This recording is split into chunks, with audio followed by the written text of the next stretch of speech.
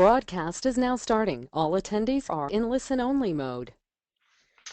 Okay, let's go ahead and get started. First off, I want to say good morning and afternoon to everyone, and to our European attendees, an extra special welcome and good evening. Thanks for staying late to check out our webcast today. My name is Mike, and I work in product marketing here at iSheriff, and I'm going to be the moderator for today's webcast, Minding the Security Gaps with Zero Gap Protection, presented by iSheriff. Just a few housekeeping items before we get started. All attendee lines are muted, and that's just to cut down on background noise. But we do want this to be as interactive as possible. So feel free to enter your questions in the meeting's chat interface. If we're able to catch them during the presentation, we'll answer them as they come in. Otherwise, we do have time scheduled at the end of the call for question and answer. Also, lastly, today's session is being recorded, and we'll provide a link once it's been posted. All right, now that we got that out of the way, we've got a really cool topic today. Let's go ahead and jump in. A quick look at our agenda today, and then I'll introduce our guest speaker. First, we're going to look at the challenges and risks posed by security gaps and how those gaps occur in the first place. And then we'll cover some everyday scenarios that introduce these risks.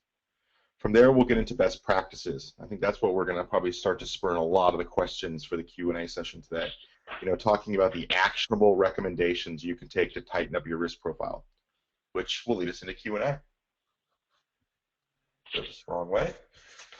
Before we jump in, I'm very happy to introduce our subject matter expert, Mark Parker. Mark is the Director of Product Management here at iSheriff and has over 20 years of product management and strategy experience in the security industry.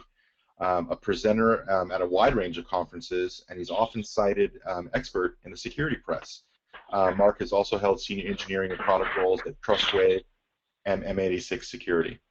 Welcome, Mark, and thanks for joining us today. Thanks, Mike. So real quick, for those of you on today's call who aren't familiar with iSheriff, I just wanted to provide a quick intro for some context, and then we'll jump into today's presentation. iSheriff is a leader in cloud-based security. We were founded in 2011. Many of you may know us via our previous brand name, Total Defense. We recently rebranded just a few months ago as iSheriff. We do have a global presence headquartered in Silicon Valley, specifically in Redwood City. We have over 2,000 customers worldwide using our cloud-based security solutions to protect their end users and systems across every imaginable industry and company size.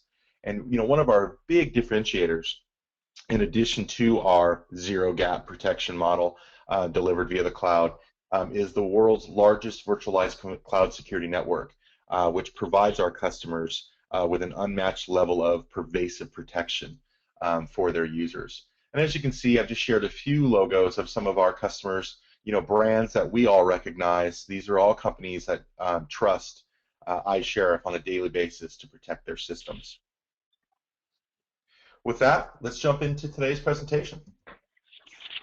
Mark, one of the things that we talk about quite a bit is how the challenge has evolved over the last few years, the security challenge, I should say. Can you walk us through how that's kind of built up so quickly over the last couple of years? Sure. It's interesting to look at because as time has gone on, malware has gotten more complicated. It's gotten more complex, and the real driver behind that is very simple. It's money. If we were talking 30 years ago, 20 years ago, a lot of the malware that would be out there would be for notoriety. But as time has gone on, it's very much become an industry, and as an industry in and of itself, I call it the cybercrime industry. There was an article in SC Magazine back in, I think it was March, that said that the cost of malware could reach $491 billion in 2014. Now, that's a really large number, right? And it's really hard to wrap your head around that sort of number. If you look at it kind of, putting it into a real world perspective, that's $70 for every man, woman, and child on the planet.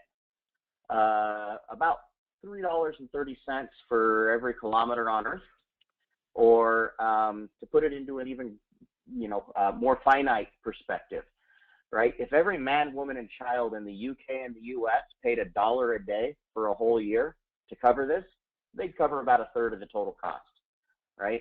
So if you wanted to carry that around and you wanted to carry it around in $100 bills, your wallet would consist of several inconveniently large full-size shipping containers, about 20 of them. So it's a large problem, and there's a lot of money being made. And the reason that this is happening is because as we are continuing to expand our use of, connected devices, the Internet of Things, more and more gaps start to occur. If you have a firewall that protects your organization and your end users are on their iPad or their mobile device and they're outside the network, that firewall isn't doing anything for them, right? The gate doesn't exist anymore. The Internet gateway is not the place where security needs to exist. Security needs to exist in the cloud. Security needs to exist wherever the user is and wherever they're accessing. And the problem that you have is a lot of the small to medium enterprises or small to medium businesses, they don't have the resources to cope. You think of a shop owner. I don't want to deal with all of the security stuff. I just want to run my business. Well, the threat is there and the threat is real. And over half of the attacks are targeted at the small medium enterprise or small medium business. There was an article on Forbes back in September of 2013. Out of 855 investigated breaches or infections, 71% occurred within organizations with less than 100 employees. So just because an organization doesn't have the assets of a Target or a Starbucks or a Bank of America or any large organization doesn't mean that they're not a target. So that's something to think about. There is that the overall number of attacks that are occurring with the small to medium business or small to medium enterprise. And the reason for that is very simple. It's another place where you will find gaps. Large organizations can have an entire team of people focused on security. Your average small to medium business, it may be something that is one person's job part of the time, and so they don't have the tendencies to do that. And so what do they need to do? Well, they need to mind the gaps. And if you've ever been on the tube in London, that's something you will hear. And those gaps occur in places where advancements occur. New devices come in, that can create a gap. Users becoming more mobile, that creates a gap. Having more targeted attacks, well, that creates a gap because it's not just simply, I need to protect my devices. I need to make my users aware that they may be targeted. So when you start to look at the way that you tackle this problem, what you really have to do is consider filling the gaps where you can. So, Mark, I mean, this isn't anything new. I don't think we just knocked anybody's socks off with a revelation anyway.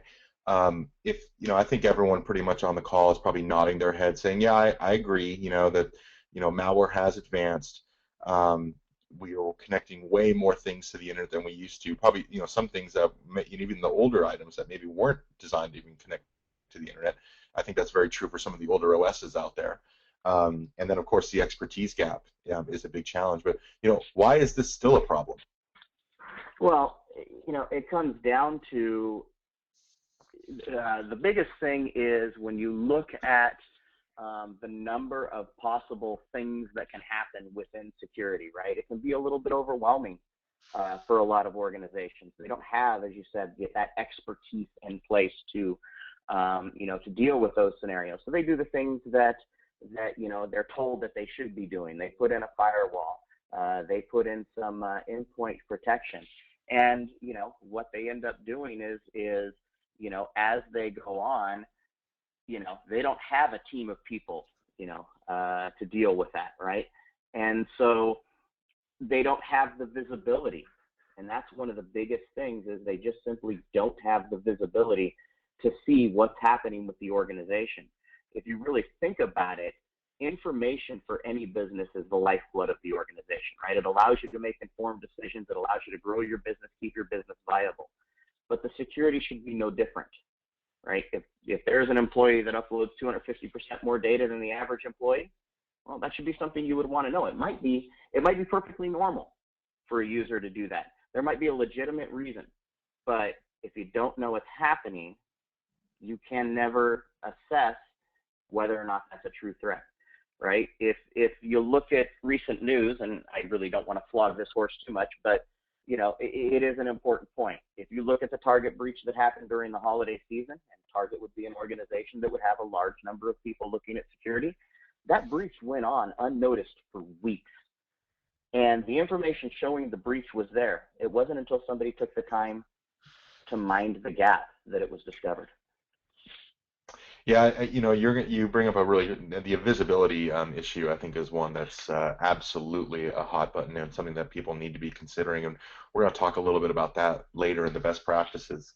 You know, I think at this point might be I think it would be helpful to talk about some pretty common scenarios that occur every single day in the corporate setting. And Mark, I know you spend a lot of time with our partners and customers, and you probably have some great war stories to share on each of these scenarios. But I'll just, you know, step through these and ask you for your thoughts on each. You know, the first, I think, is probably one of the most common. You know, one of the probably the best opportunities for an attacker, you know, coordinated or not, to gain entry into a system. You know, a particular one system that could be used for lateral movement later is the scenario of connecting from outside the corporate network. I think everyone is comfortable with the idea of taking their laptop to Starbucks. And you know, this isn't just Starbucks, you know, although this is a very nice picture of a espresso you know, it's not just the Starbucks issue, right? It's the hotels, it's the gate at the airport, it's the conference center. Anytime you leave the lobby, I guess, is probably the best way to think about it. Every time you leave the lobby of your office, you know, a lot of times you're leaving the sanctity of that corporate firewall, as you mentioned before, Mark. And, you know, you're really faced with insecure networks, the opportunity of traffic hijacking or listening and snooping, you know, which I think has been made very popular at Starbucks with certain apps over Wi-Fi networks. You know, this is, I mean, as benign as it sounds or as common as it sounds, this is still a really big challenge for a lot of organizations, right, Mark? Yeah, absolutely. And you know, I mean, it's a challenge and it's also a blessing, right? I mean, it's nice to have your users able to do work, you know, anywhere they're at, and so that increases productivity, but it does increase the risk as well. And it all depends on how the user's connecting, what sort of data they're dealing with. You know, you talk about the open Wi-Fi networks in these places. Basically, anything that you do over HTTP, email, anything along those lines that is not encrypted, they're not connecting via VPN, they're not doing those sorts of things. If anything that happens, you may as well consider that information in the public domain because that's where it is, right? Yeah. It's very, very easy to grab it out of the air. It's just hanging there in the air. And if you want to see it, you can. And so when you sit there and you think about these sorts of things, you really have to decide, okay, what do we do with it? Well, you know, if an end user is going to be taking the device outside the network and you want to make sure that data security happens, well, you need to make sure that data security goes with them. And you need to make sure that they have something that they can connect to that is going to provide that security so that they are not in a position of compromising data or you know, letting something out that they shouldn't be letting out. You know, it would be, you know, really horrible for any organization if financial information got out, personal customer information, those sorts of things. So you need to have something in place that's going to handle those sorts of situations. And a lot of times, you know, organizations just don't think about those sorts of things. It's just, yeah, they're connected to the internet and it's good to go. But you have to start minding those gaps. You have to start thinking about them. Yeah, absolutely. And that's kind of a good segue into the next scenario, which is, yeah, the unauthorized leakage of sensitive information. You know, I personally, you know, you look at the cloud, right? And you know, you think back to a couple of years ago and the big push around consumerization of IT, you know, making things very easy for end users or prosumers, a lot of people were calling them, you know, to get their jobs done. You know, some services like Dropbox and Box and even Google Drive, they just immediately overran IT. And Soon there was this big run to put policies around the proper usage, blocking certain things at the gateway. Employees are smart; they're going to find ways around it. It's become so prevalent that your point you made earlier, is it normal for someone to upload 250 megabytes a day to a share, or gigabytes a day to a share, or not normal? And this, it's either deliberate, or I think, which is more the case, which is inadvertent sharing of private data on these types of cloud services. Just like the previous scenario, I think this is a big challenge for IT right now, to try and not only wrap their heads around, but more importantly, how do you wrap policy around this?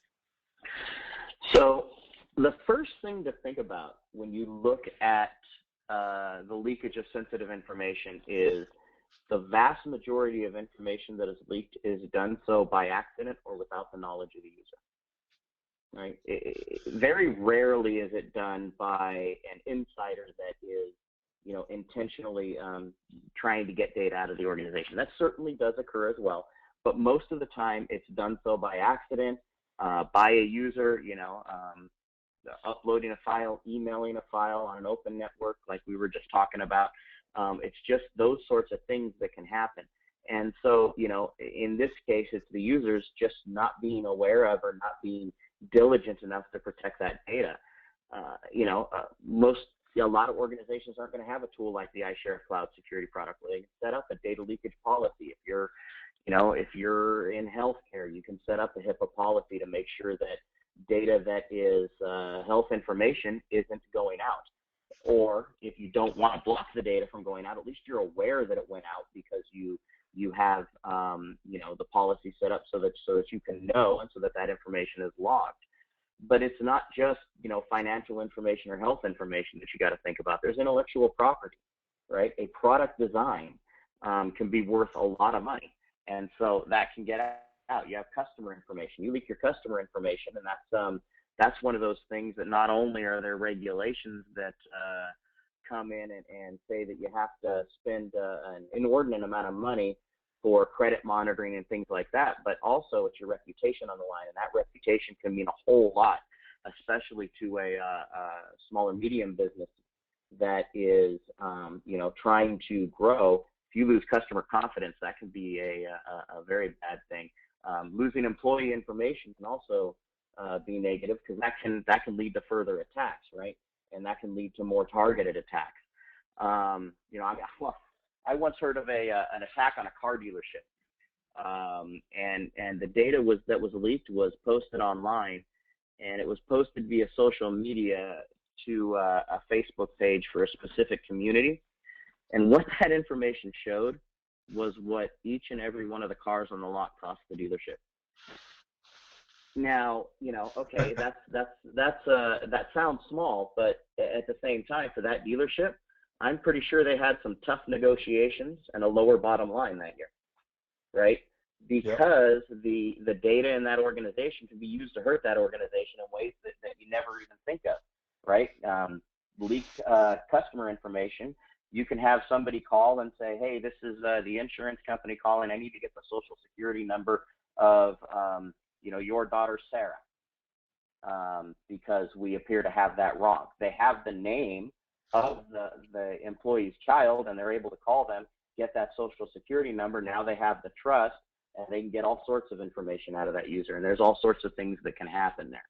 So, you want to build a policy around it. You want to know where your data is, and you want to be able to have something in place so that if a user is using the web or they're using email, no matter where they are, whether they're inside the organization or they're at the local coffee shop, that data is being protected. Yeah, and I think that's again, perfect segue into the next slide. And we talked about kind of these, I think we've even a lot of examples of attacks kind of being used in concert with each other, kind of these multi-layer blended threats. And, I think these sophisticated multi-vector attack methods, probably the most common being email-borne links driving, users to malicious websites. There's even the concept of drive-by downloads on infected websites, on some very prominent websites, by the way, the Council for Foreign Relations, Wells Fargo got hit once, Walmart got hit once. Where these sites, these trusted sites, are throwing off malware. And sometimes, obviously, we have to save our users from themselves with a lot of the actions of clicking on links and emails. But at other times, who wouldn't think they could, go visit the site on the Council for Foreign Relations safely? So, Right. we talked about it. We talked about it at the top of the call. I think you've given some really good examples too, Marcus.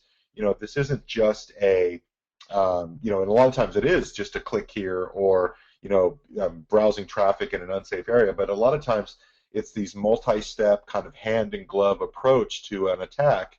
I think this is also around spear phishing we see very often.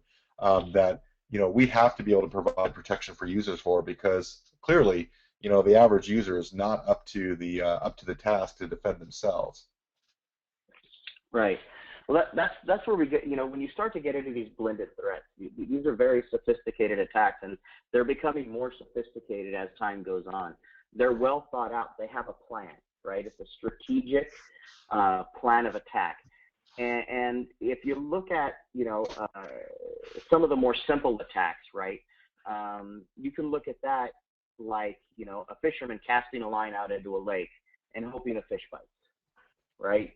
That's you're going to get some hits there, right? That's going to happen. If that line stays in the water long enough, eventually a hungry fish will come along. But these blended threats is more akin to taking and corralling as many of the fish in that lake as possible into a net. They don't have to get every single fish in the lake, but they're going to get a few. Once they've done that, now they're inside the organization, right?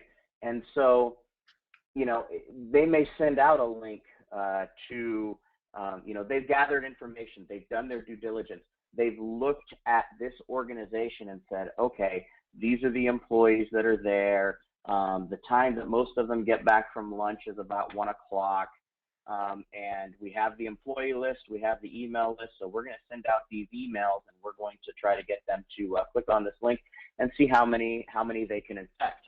Well, if they infect, 1 out of 100 users, they're inside that organization and they have access to everything that user has access to. And that's the scary thing, is they can be very targeted and make these attacks look like something that is not an attack that the user would want to click on. Update your information on, the HR page or something along those lines. If they know which HR company is being used, if they're outsourcing their HR, well, they can make it look like it came from that HR company. So as long as they have whatever information they have, they're going to use it to make a sophisticated attack. And so you have to look at it, going back to the idea of mind the gap, is you have to look at it as, okay, well, now you have a gap between where the attack originated, email, and where the attack happened, which was the web browser. How do you fill that gap? How do you fill that information? And so that's the sort of thing that you have to think about when you look at this, and they're only going to get more sophisticated. You're already starting to see, some of these come in as, tweets and Facebook and Instagram, and, here's a link to the website, and, trying to drive users to that sort of thing. Imagine for a minute somebody posts something negative about your company and puts a link in that tweet that goes to malware. How many people in your company are going to click on that link because they have an automatic search set up in Twitter to look for the name of your company? Yep. And just moving on to the next slide. I mean, we're talking about these common attack vectors, and I don't really think there's a mystery here as to what the most common attack vectors are. I like to call these three on the screen here, the web, email, and obviously the endpoint themselves. This is kind of the unholy trinity, or the axis of evil as it pertains to attackers. Obviously with regards to web traffic, we talked about it before. The unprotected connections made from cafes, hotels, airports. It's not just a question of being sniffed, but also traffic being diverted, or even wholesale copied. And I think we've given a lot of scenarios, Mark, around email. Email is still the most effective manner to fool users. It's probably, if you look at the business of malware and the business of attacks, it's probably the most cost-effective as well.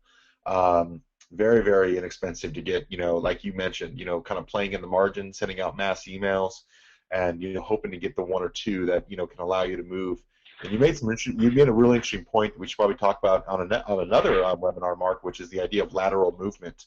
I don't think enough people appreciate what exactly the attackers are looking to do, which is to make that lateral movement within organizations. Right. A lot of times via spear phishing as a common rise. I think we've seen examples in the Wall Street Journal about Pepsi, about Alcoa, being spear phished, looking for information on certain M&A transactions. And then of course, you've got the endpoint and allowing it to move laterally, as we talked about, and then that offloading of sensitive data via those file share sites that we've talked about throughout today's call. Again, just like we talked about, the kind of the build up at the top of the call, I don't think this is really a mystery to anybody, but I think why this is still a problem, Mark, and you've talked about it, I think, really good detail of this call so far, it's the lack of coordination and intelligence between these points, the security of that unholy trinity. It's that lack of coordination and intelligence that allows really the attackers to really get done what they're trying to do, and then again move laterally through a network. I don't know if you have any differing thoughts, Mark, or if you want to maybe add a punctuation point to this, but I think this is where we see the biggest opportunities from an attacker's perspective. Absolutely. It's a case of simple mathematics, right? If you think that cybercrime is about making money, you're not going to open a snow cone shop at the North Pole. Right? There's nobody there, and anyone that is there isn't interested in the snow cone. Everyone that uses a device uses it to access email and the web. Now you think about that. Yep. Think of anybody with a device. They're going to access email and they're going to access the web. They may do other things with it, right? But they're also going to access email and the web with it. So there you have your endpoint device and it's accessing email and the web. So regardless of job description, pay grade, anything else you can think of, that's what they're going to do with that device. And since those tools are used most often by the end users, that's where the attackers go, right? If you do once again, simple mathematics. If 1 million people visit a web page in an hour and 1% of the users visited are infected, that's almost 250,000 infected systems in a day. So cybercrime is going to be about yield. The more systems they can infect, the higher their ROI, the better that they can laterally move through those organizations.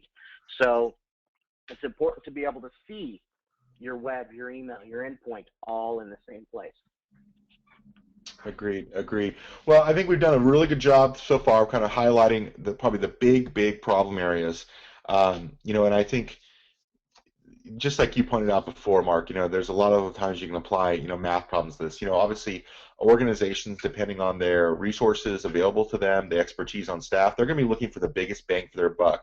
What can I do today to tighten up my risk profile, to tighten up my security? So what we've done is we've boiled down some best practices, and we're going to, obviously talk through these in a little bit more detail, but across, the broad category of what everyone could do today, specific to minding the gaps, here are the best practices that, we recommend, organizations look at to try and actually start to reduce those gaps and actually close out that security risk. And the first, Mark, I'll throw at you, is the idea of protection coordination, really getting point products to work together as opposed to, separately and autonomously. Did we lose you, Mark? All right. Well, I think we lost Mark for a little bit. No, I am here. I just was clearing my throat a little bit. Sorry about that. Okay. So yeah, okay. When you think about minding the gaps, I don't want people to think about this as putting a finger into the dike so that every time a hole opens, you're trying to fill that gap.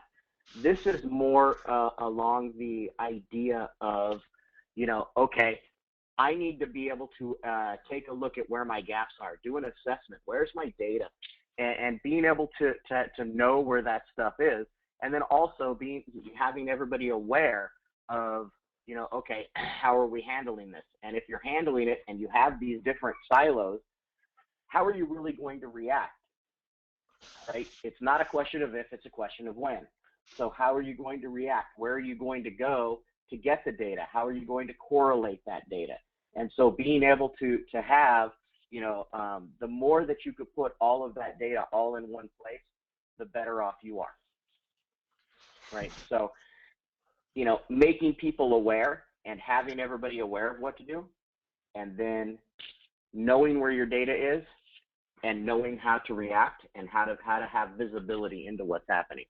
Yeah, and the visibility obviously is one, we're going to talk about next, which is, it can't be a nice to have, right? Especially with teams being the size that they are, or the size that they aren't, is probably more appropriate to say. Checking with multiple interfaces in response to alerts, that's a liability in itself. That by its very definition is a gap. And you brought it up at the top of the call, and I think it's just a great thing to kind of reinforce for our listeners, is that anomalies are more likely to go unnoticed when your analytics are uncoordinated. That situation that you explained earlier, Mark, about 250 megs or even gigs being uploaded. Is that normal? Is that an anomaly? Well, where do I even go find that information?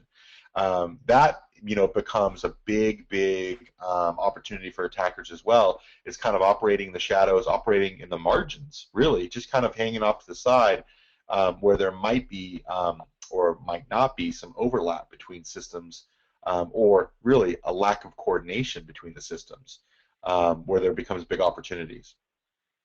Absolutely. And then the other thing that you have to think about with your visibility is, okay, we're all busy, right? Especially, when you're dealing with IT security. Usually the person that's going to be handling IT security has a lot of irons going on in the fire, and they have a lot of things that they have to be worried about. And in some organizations, it's a part-time job for someone, because on top of handling IT security, they also have to handle the fact that, Joe User over in finance can't get his computer to boot up this morning, so we've got to go deal with that as well. So what happens is you don't take the time and the diligence to go ahead and look at all of those tools. And the large reason for that is because, well, I have to log into this over here. I have to log into my web filter and look at what users are doing. Okay, now I'm going to go get a cup of coffee. I'm going to, maybe stop by and see Joe User's computer. Okay, I come back. Now I look at my email.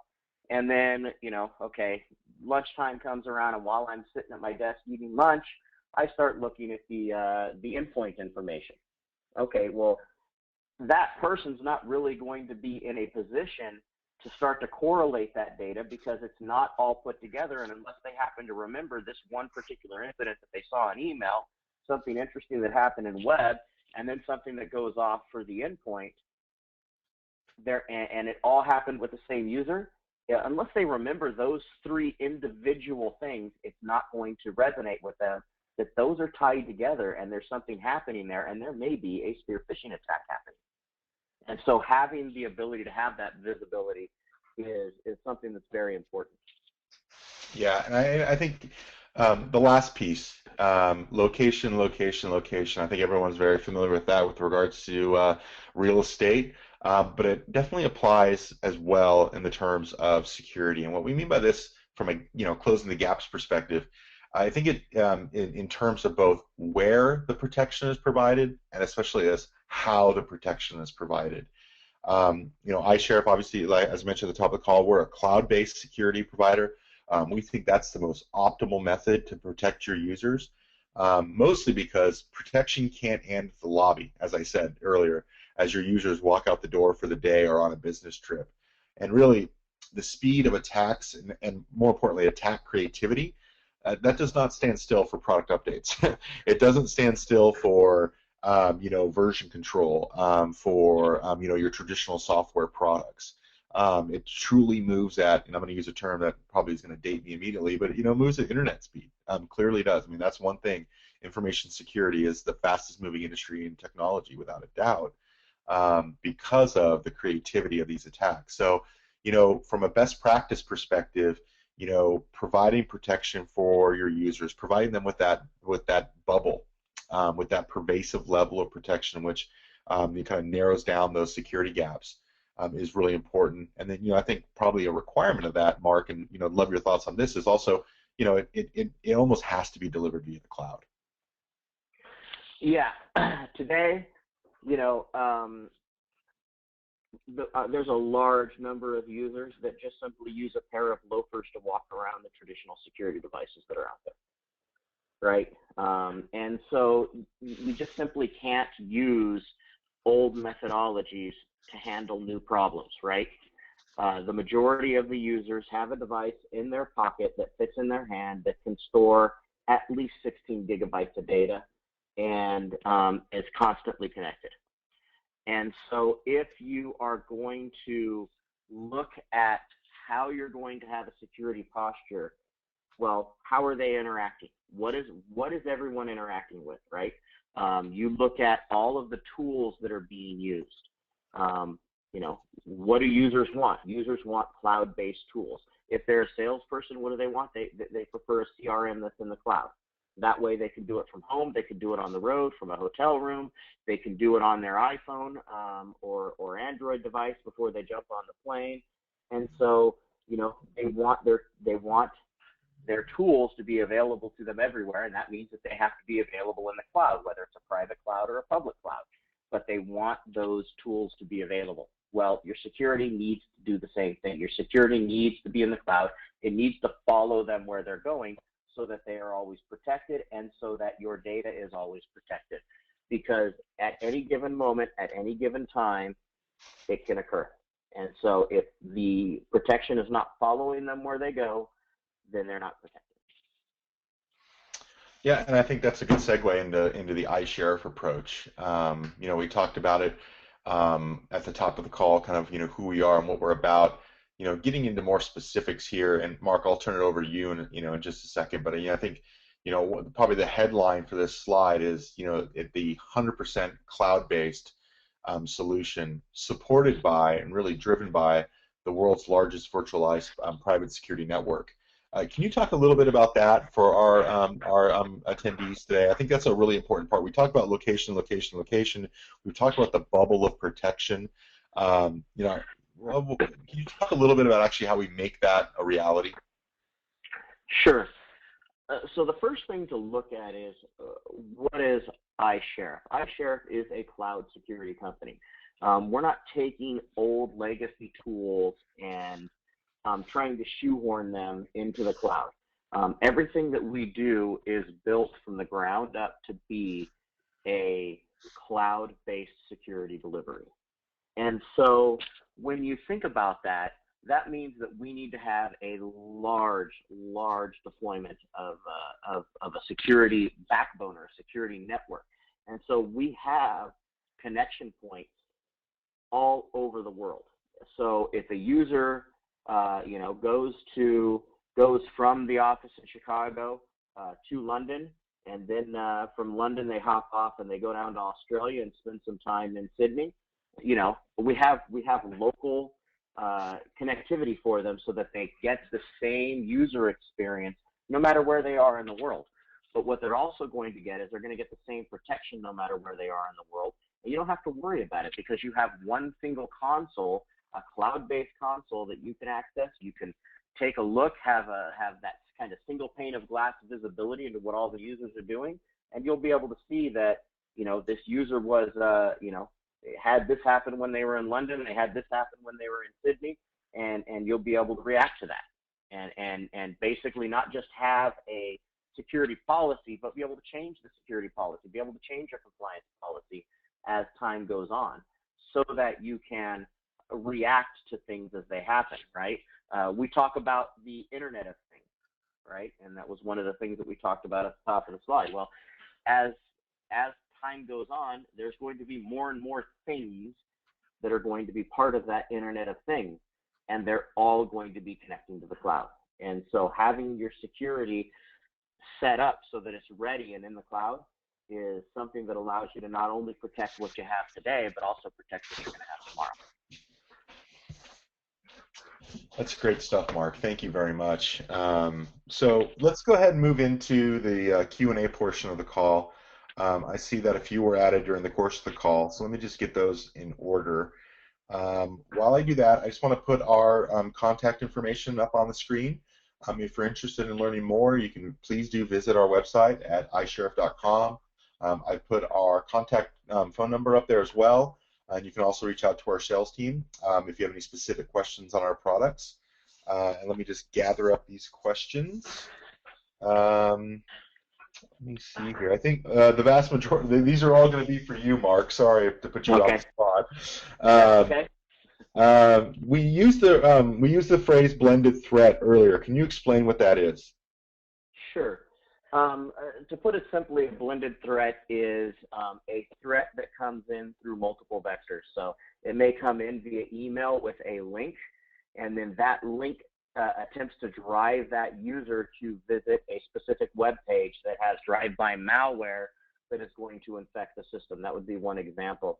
A really good early example of a blended threat happened the very first time Barack Obama took office. The day of the inauguration, an email went out that said Barack Obama's not going to take the oath of office, considers it unconstitutional, click the link. And you'd click the link and it'd go to a legitimate looking news site and it said, you need to download a codec to view this video. And a lot of users downloaded that codec and a lot of users ended up getting infected. So it's, you know, there's a lot of different types of blended threats that can happen, but really the simple answer is it's something that attempts to move the user into a certain direction that's going to try to get them infected, and it uses multiple vectors for the method of attack. Sure. Next question. What is the one thing that I can do to improve my security? It's kind of a loaded, open-ended question. Not knowing anything about the size of organization or the industry that particular question is from, Mark, well, what would your answer be, you know, at a cocktail party if someone asked you, what's the one thing I can do to improve my security? Have visibility. Have visibility, right? You can put every single tool that you want into your organization. You can spend tens of millions of dollars, but you don't know what you don't know. And that sentence does make sense. You don't know the things that you do not know that are going, you know, so you don't know what data is going out of your organization. You don't know what's happening. You don't know what the average number of bytes that your users uses. These are all things that a lot of organizations just simply don't know. Having that visibility and then tracking that sort of information is the biggest thing that you can be doing. And then once you have that visibility, now you can react to it. Now you can have a real security posture that is based upon how your business works as opposed to, you know, hope, which is not a very good strategy. Yeah, right. Our next question comes asking about how does iSheriff specifically apply to BYOD devices? So BYOD devices, you think about the you know, and a lot of times I just, you know, this is something that somebody said to me one time. I was talking to a customer, and you know, he said, so what do you do with BYOD? I said, bring your own device. And he said, no, bring your own disaster. So I always like that one, and anytime I get a chance to bring that one out of the closet, I do. You know, okay, so there's a couple of things. First, with the BYOD devices, obviously, with most BYOD devices, the users are going to be using email. And so we do have the protection there for email. So any email that comes into or goes out of that device obviously is going to be protected. You can use our cloud security, so when the device is inside the network, you can certainly have it redirected to our cloud web security service. But also, it is possible for you to load a pack file onto those devices, and those devices would be protected wherever they go. And it's just a matter of saying, if you want to be able to access our you know, our corporate data, if your security policy is such that if they want to use their own device to access the corporate data, they have to load that pack file, and they have to make sure that you know, that data is going to be protected. You know, obviously, when you get into BYOD, you start talking about, it's my device, I don't want to load that particular tool, or I don't want to load that tool. But in general, when that sort of when those sorts of things happen, it's your data and it's your policy, and you need to define it as to what works. And if they're going to be using your data on their device, they need to be able to follow some pretty specific security rules. That's a great overview, Mark. Thanks. Can you talk a little bit about the difference between cloud security products like we offer here at iSheriff and cloud-based log management solutions like SIEMs? Sure. So there are cloud-based.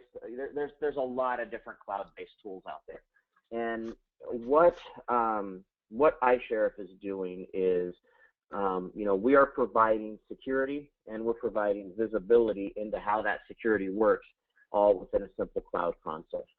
So, there are cloud SEIMs out there, and I'm not going to say those are useless tools. Those are very, very good tools. But the problem that you start to run into with those sorts of tools is,